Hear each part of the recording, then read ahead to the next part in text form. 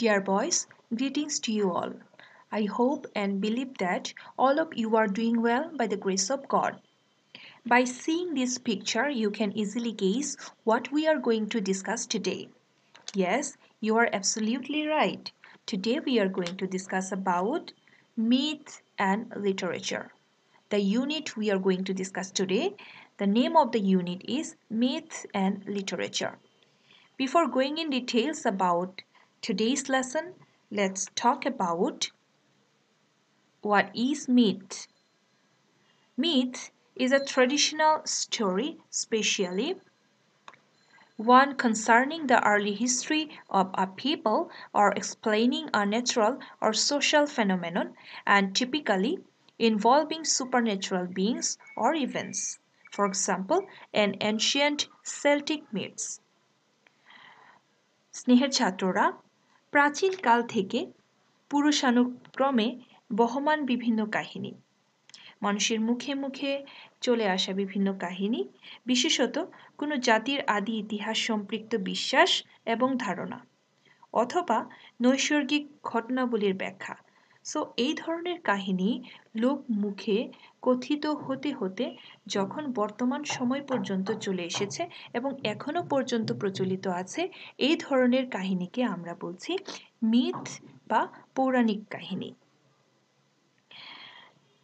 এই ধরনের কাহিনীগুলো বেশিরভাগই হিরো কেন্দ্রিক কাহিনী বা নায়ক কেন্দ্রিক কাহিনী বা মূল চরিত্র কেন্দ্রিক কাহিনী।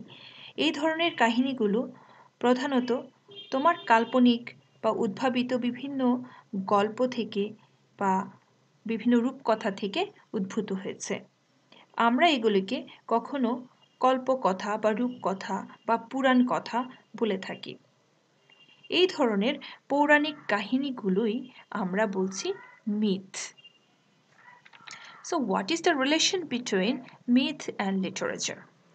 Myth and literature explores the mythic origin of literature. It discusses the scholars who have theorized about the patterns that they have delineated in hero myths.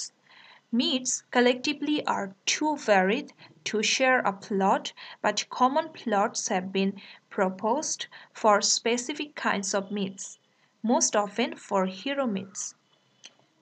এই মিথ সম্পর্কে এবং লিটারেচার সম্পর্কে আমরা যে কথাগুলো বলছি, এই মিথ এবং লিটারেচার অধিকাংশই হচ্ছে তোমার মূল চরিত্র কেন্দ্রিক অথবা হিরো কেন্দ্রিক বা নায়ক কেন্দ্রিক। আমাদের এই ইউনিটে আমরা পড়ব হারকিউলিস সম্পর্কে, আমরা পড়ব গাজী পীর সম্পর্কে এবং আমরা পড়ব অরফিয়াস সম্পর্কে। এবং এই গল্পগুলোর পাশাপাশি আমরা পড়ব আরেকটি খুব সুন্দর একটি কবিতা। এই কবিতাটি মিথ এবং পুরাণের গল্পে ভরপুর একটি কবিতা।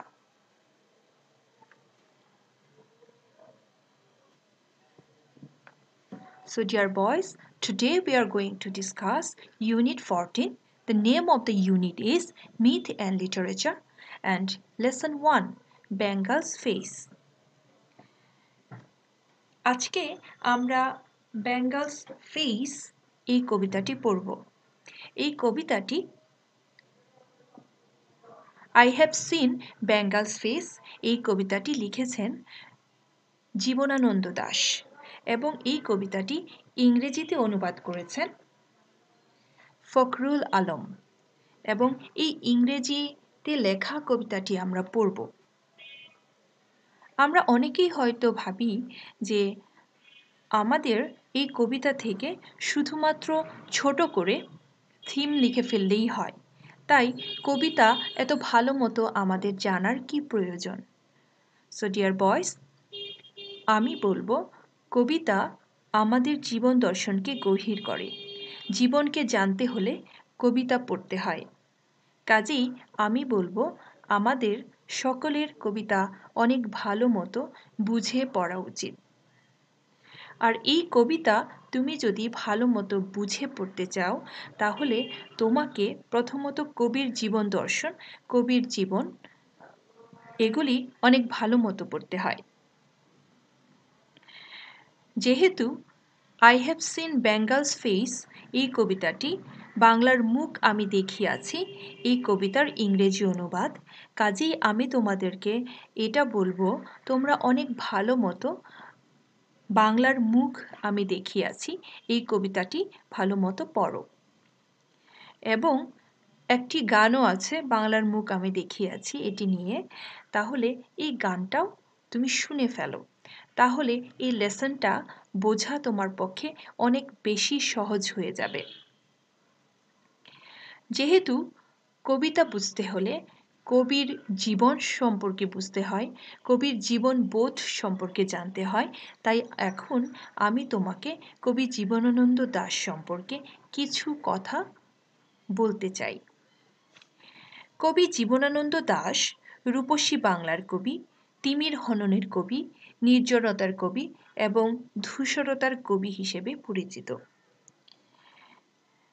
গ্রাম বাংলার ঐতিহ্যময় নিঃসর্গ ও রূপকথা, পুরাণের জগৎ জীবনানন্দের কাব্যে হয়ে উঠেছিল চিত্রময়, আর তাতেই তিনি রূপসী বাংলার কবি অভিধায় খ্যাত হয়েছিলেন।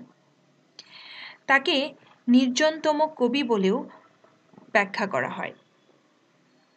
এবং এই যে কবি জীবনানন্দ দাশের কবিতা জীবন বোধে ভরপুর,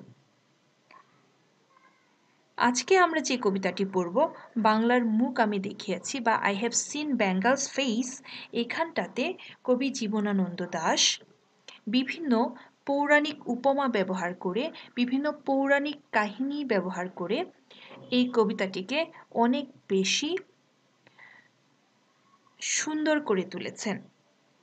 এবং এই চ্যাপ্টারে মিথ অ্যান্ড লিটারেচার, এই চ্যাপ্টারে এই কবিতাটি ইনক্লুড করার কারণ হলো এই কবিতাটি সম্পূর্ণই পৌরাণিক যে এলিমেন্টস বা পৌরাণিক উপাদান এটিতে ভরপুর, এই কারণে এখানে অন্তর্ভুক্ত করা হয়েছে। Before going in details about the poem, let's learn some word meaning. Clump. Clump মানে কি? Clump মানে ঝোপঝাড়। One deep bush, we say thicket বা bush. Desolate. Desolate নির্জনতা. Thing like isolated, bleak, lonely. If you ask for antonym, then you can say crowded. Medieval মধ্যযুগীয়, something of middle age. Wagtail এক ধরনের পাখি, one kind of bird. Hummingbird কানের পাখি. Roost the place where birds regularly settle or congregate to rest at night. Okay?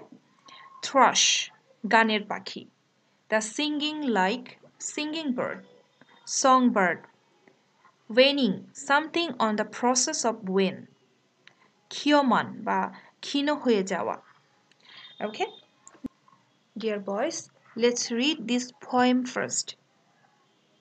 Because I have seen Bengal's face, I will seek no more. The world has not anything more beautiful to show me. Waking up in darkness, gazing at fig tree, I behold dawn swallows roosting under huge umbrella-like leaves. I look around me and discover a leafy doom, jam, kathal, bot, hijal and ashot trees, all in a hush, shadowing clumps of cactus and jadeari bushes. When long ago Chand came to his honeycomb boat, to a blue hijal bot and domal shade near the Champa, he too sighted Bengal's incomparable beauty one day. Alas, in the Ganguri, on a raft, as the waning moon sank on the river's sandbanks, Behula too saw countless Oshots boats beside golden rice fields and heard the thrushes' soft song. One day, arriving in Amoras, where gods held court, when she danced like a desolate wagtail, Bengal's rivers, fields, flowers, wailed like strings of bells on her feet. এই জায়গাটায় এসে তোমাকে এই কবিতাটি সরাসরি অনুবাদ করে দেওয়ার আগে একটি গল্প তোমাকে বলে নিই। যে মিথ বা পৌরাণিক কাহিনী বেহুলা এবং লক্ষিন্দরকে নিয়ে, সেই কাহিনী আমরা সকলেই কম বেশি জানি। তারপরেও আমি তোমাদেরকে সেই কাহিনীটি খুবই সংক্ষিপ্তভাবে বলার চেষ্টা করছি। চাঁদ সওদাগর ছিলেন শিবের একনিষ্ঠ ভক্ত, শিব পূজারী ছিলেন। তিনি শিব ব্যতীত অন্য কোনো দেবতার পূজা করতেন না। শিবের মেয়ে ছিল মনসা দেবী। মনসা চাইতেন যেন মর্তের মানুষ তাকেও পূজা করে। তাই শিব একদিন মনসাকে বললেন, যদি তিনি চান যে পৃথিবীর মানুষ বা মর্তের মানুষ মনসাকেও যেন পূজা করে, তাহলে শিবের কোনো এক পূজারীর মনসাকে প্রথমেই পূজা করতে হবে। তাহলে মনসা দেবীর পূজা পৃথিবীতে চালু হবে। মনসা দেবী তখন চাঁদ সওদাগরকে বেছে নেয় এবং চাঁদ সওদাগরকে তিনি বলেন যেন চাঁদ সওদাগর মনসা দেবীর পূজা করেন। কিন্তু চাঁদ সওদাগর তাকে পূজা করতে অস্বীকৃতি জানায় এবং চাঁদ সওদাগর যখন মনসা দেবীকে পূজা করতে অস্বীকৃতি জানায়, তখন মনসা দেবী ক্ষিপ্ত হয়ে চাঁদ সওদাগরকে অভিশাপ দেয়। এরপরে একে একে চাঁদ সওদাগরের যত সন্তান ছিল সকলেই মৃত্যুবরণ করে। শুধুমাত্র লক্ষিন্দর ব্যতীত সকল সন্তান মৃত্যুবরণ করে। এবার চাঁদ সওদাগর খুব চেষ্টা করছিলেন কিভাবে তার সন্তানকে বাঁচানো যায়। তাহলে এই জায়গাটায় এসে চাঁদ সওদাগর বেহুলার সাথে লক্ষিন্দরের বিয়ে দেন এবং এমন একটি বাসর ঘর তিনি বানান যেখানে সাপ বা কোনো কিছু যেন প্রবেশ করতে না পারে। বগুড়া শহর থেকে 10 কিলোমিটার উত্তরে এবং মহাস্থানগড় থেকে 2 কিলোমিটার দক্ষিণে গোকুল গ্রামে অবস্থিত বেহুলা লক্ষিন্দরের বাসর ঘর। এখনও এটি একটি ঐতিহাসিক স্থান হিসেবে পরিচিত এবং অনেক মানুষ, অনেক দর্শনার্থী এখনও এই বেহুলা লক্ষিন্দরের বাসর ঘর দেখতে যায় বগুড়াতে। এই জায়গাটায় গিয়ে তুমি দেখতে পারো ঠিক কিভাবে করে বেহুলা এবং লক্ষিন্দরের বাসর ঘর বানানো হয়েছিল। এরপরও কিন্তু চাঁদ সওদাগর লক্ষিন্দরকে বাঁচাতে পারেননি। সর্পদংশনে লক্ষিন্দরের মৃত্যু হয়। বেহুলা সতী নারী লক্ষিন্দরের মৃতদেহ নিয়ে ভেলায় ভাসতে থাকে। যেতে যেতে এক গ্রাম অন্য গ্রাম এরকম করতে করতে অনেক দূরে পর্যন্ত চলে যায়। মানুষ যখন তাকে ভাবতে লাগলো এই মহিলা পাগল একজন মহিলা, এভাবে মৃতদেহ নিয়ে যাচ্ছে। যেহেতু লক্ষিন্দরের মৃতদেহ থেকে পচা গন্ধ বের হচ্ছিল, এজন্য মানুষ এসব কথা বলতে থাকে। বেহুলা এবং লক্ষিন্দরের ভেলা যেতে যেতে গিয়ে যখন তীরে এসে পৌঁছায়, তখন মনসা দেবীর পালিত মাতা নিতার সাথে দেখা হয়। নিতা বেহুলার লক্ষিন্দরের প্রতি ভালোবাসা দেখে তার পালিতা কন্যা মনসা দেবীকে কনভিন্স করার জন্য বা বোঝানোর জন্য রাজি হয়। তারপর বেহুলাকে স্বর্গপুরীতে নিয়ে যাওয়া হয় এবং সেখানে গিয়ে ইন্দ্রের সভায় তাকে নাচতে বলা হয়। বেহুলা সেই সভায় নেচে দেবতাদের মন তুষ্ট করে এবং বেহুলা দেবীর মনসা দেবীর যে শর্ত, সেই শর্ত হলো চাঁদ সওদাগরকে মনসা দেবীকে পূজা করতে রাজি করা এবং তিনি কোনোভাবে মনসা দেবীর পূজা করতে স্বীকৃতি জানান এবং তিনি বাম হাতে মনসা দেবীর পূজা করেন। আর এভাবেই লক্ষিন্দর জীবন ফিরে পান এবং সেই সাথে সাথে পৃথিবীতে বা মর্তে মনসা দেবীর পূজা শুরু হয়। এটি হলো মিথ বা পৌরাণিক কাহিনী অতীতকাল থেকে মানুষের মুখে মুখে প্রচলিত কাহিনী। এটি মনসা মঙ্গল কাব্যে বর্ণিত আছে। তোমরা চাইলে এটি পড়ে নিতে পারো। তাহলে এই জায়গাটায় এসে আমরা এখন পড়ব I have seen Bengal's face. যখন আমরা এই কবিতাটি পড়ব তখনই তোমরা বুঝতে পারবে ঠিক কেন তোমাদেরকে আমি এই কাহিনীটি আগে আগে বলে ফেললাম। Because I have seen Bengal's face, I will seek no more. The world has not anything more beautiful to show me. বাংলার মুখ আমি দেখেছি, বাংলার মুখ আমি দেখিয়াছি। The world has not anything more beautiful to show me. তাই পৃথিবীর রূপ আমি খুঁজিতে চাই না আর। পৃথিবীর কোনো রূপ আমি আর দেখতে চাই না। The world has not anything more beautiful to show me. বাংলার যে সৌন্দর্য, এই সৌন্দর্যের থেকে পৃথিবীর অন্য কিছু আমাকে আর আকর্ষণ করে না।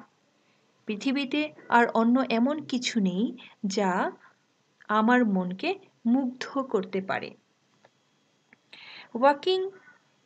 Waking up in darkness, gazing at fig tree, I behold dawn swallows roosting under huge umbrella-like leaves. Waking up in darkness.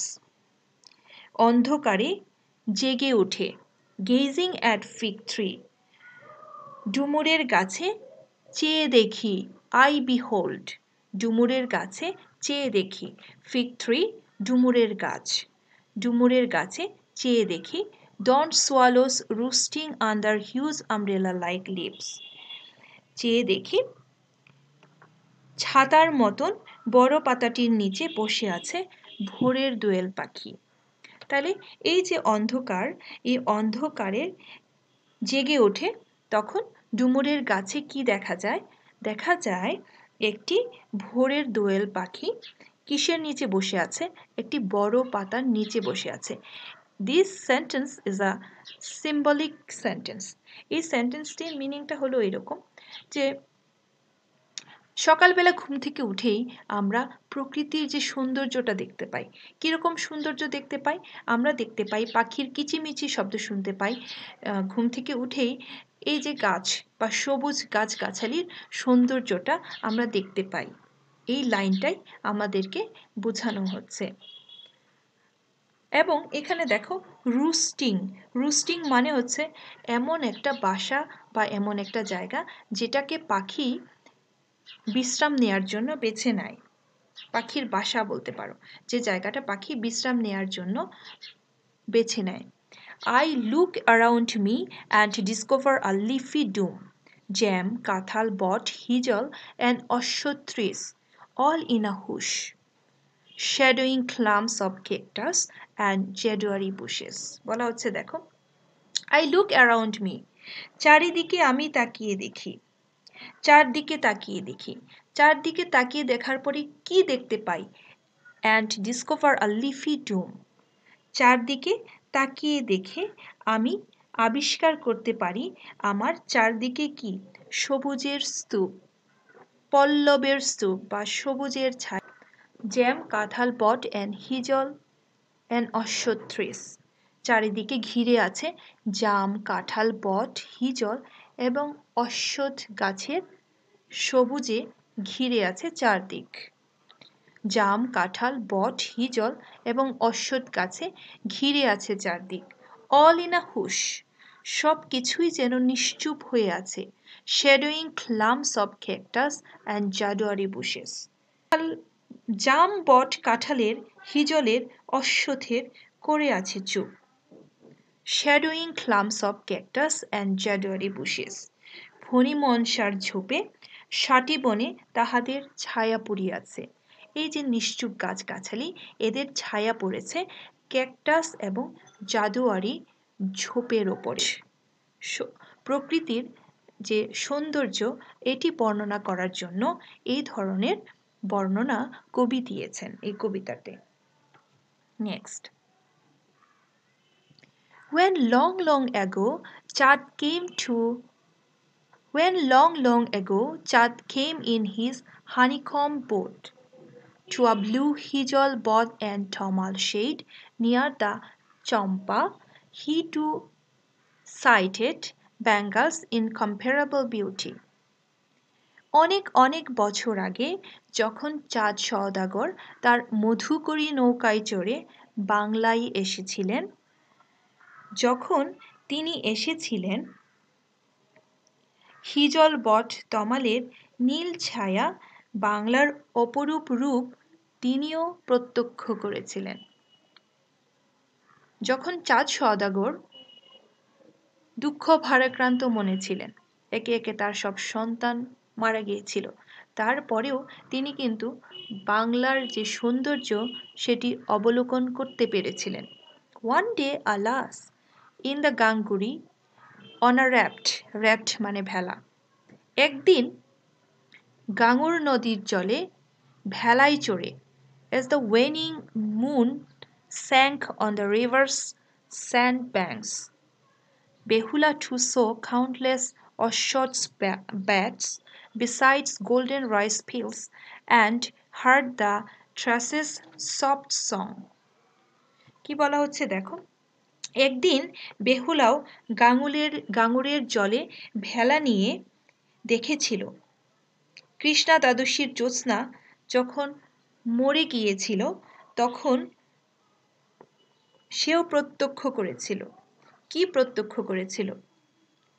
সে শুনতে পেরেছিল, সে দেখতে পেরেছিল ধান ক্ষেতের সৌন্দর্য, সে শুনতে পেরেছিল শ্যামা পাখির গান। One day, একদিন, arriving in অমরা, ঠিক যেমন একদিন সে অমরাতে উপস্থিত হয়েছিল, where gods held court, যেখানে ইন্দ্রের সভায়, when she danced like a desolate wagtail, যখন সে ছিন্ন খঞ্জনার মতো নেচেছিল, Bengal's river fields flowers wailed like strings of bells on her feet. ছিন্ন খঞ্জনার মতো যখন সে নেচেছিল ইন্দ্রের সভায়, বাংলার নদী মাঠ ভাটফুল ঘুঙুরের মতো কেঁদেছিল তার পায়। যেন বাংলার এই যে নদী, বাংলার মাঠ, বাংলার ভাটফুল এবং যেন ঘুঙুরের মতো তার কষ্টে কেঁদে উঠেছিল, তার পায়ে আছড়ে পড়েছিল।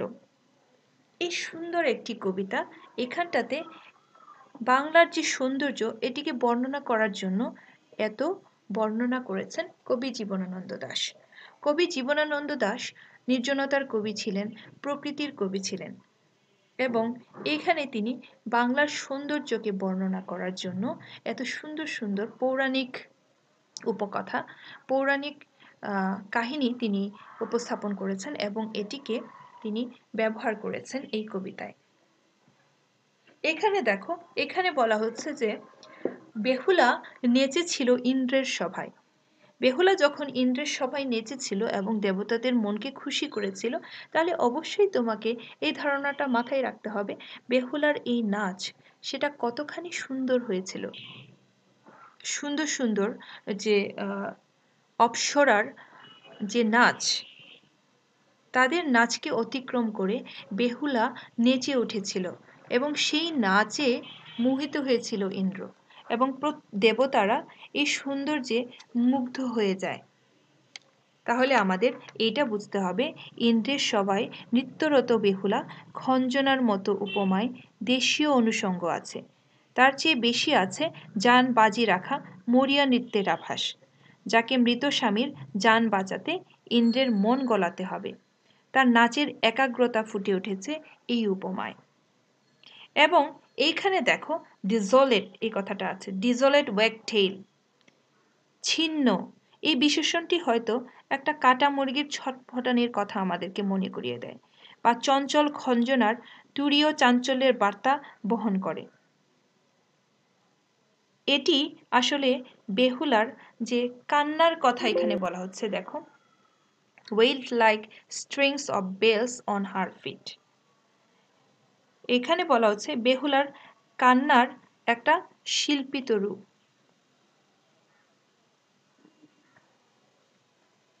তাহলে আমরা এই যে কবিতা, এই কবিতায় এসে আমরা এইটুকু বুঝতে পারি যে কবি জীবনানন্দ দাশ তার বাংলার মুখ আমি দেখিয়াছি বা I have seen Bengal's face এই কবিতাতে বাংলার প্রকৃতির রূপ বৈচিত্র্য নিয়ে যে সৌন্দর্যের বর্ণনা দেন সেটির কোনো তুলনা নেই। কবি তার এই বিশ্বাস ব্যক্ত করতে চেয়েছেন যে বাংলার সৌন্দর্য শাশ্বত এবং আবহমান কাল ধরে এই সৌন্দর্য মানুষকে মুগ্ধ করেছে, শক্তি দিচ্ছে। The poem is about diverse beauty of the nature of Bengal, seeing which the poet declares that the beauty of Bengal has no parallel. Okay? যেহেতু বাংলার প্রকৃতির দেওয়া অনেক কিছু আছে, তাই অন্য কোথাও শান্তি আর সৌন্দর্য খোঁজার কোনো প্রয়োজন নেই। কবি এই কথাটি বলতে চেয়েছেন। সো এখানটায় এসে আমরা যদি থিম লিখতে যাই তাহলে থিমটা আমরা এইভাবে লিখতে পারি, the theme of the poem is timeless and everlasting beauty of Bengal, and the patriotic zeal of the poet aroused at that. The poet is in love with the beauty of his motherland. He feels that his thirst for beauty has been so quenched that he doesn't need to see the beauty of the world anymore. He sees how generous the nature has been to his motherland. অথবা তুমি আবার এই কথাটি ঠিক এইভাবে করেও লিখতে পারো, The central theme of the poem is to admire the beauty of nature of Bengal. Bengal is full of cultural and natural elements, yet we the commons fail to get the note. The poet is one of the best citizens of the country. Jivanananda Das enumerates the presence and importance of nature to us through this poem. He connects the inanimate with the living as well. The poem opens with the dawn time when the morning bird is sitting branch beneath a big leaf. The poet can see a lot of other trees and herbs. He names some of the least looked upon shrubs. Then he makes us remember of the heritage of the area. He says that this beauty of the Bengal shall be forever, and this is eternal. Okay, dear boys, that's all about today's lesson. Your home task is write down, take a note of this lecture, and submit it to the comment box. Take care. Thanks to you all.